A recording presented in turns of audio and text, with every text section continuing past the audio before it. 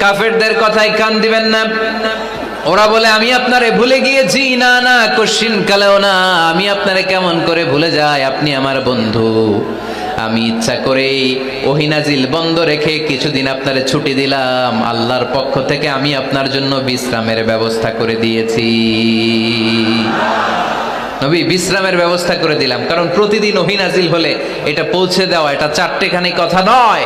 ওহির বাণী এটা কোনো মন্ত্রীর বাণী না। ওহির বাণী এটা কোনো প্রেসিডেন্টের বাণী না। ওহির বাণী প্রধানমন্ত্রীর বাণী না। ওহির বাণী রাজা বাদশার বাণী নয়। ওহির বাণী আমাদের কাছে পাঠিয়েছে কে? এই কালামুল্লাহ মাজিদের ওজন আছে না নাই? আল্লাহ বললেন ইন্না সানুলকি আলাইকা কওলান সাকিলা। নবী গো, কোরআনের বাণী এটা হালকা কোনো বাণী নয়, এটা ভারী একটা বাণী। এই বাণী যদি আমি সাগরে নাজিল করতাম, এই কোরআনের বাণী যদি আমি জঙ্গলে নাজিল করতাম,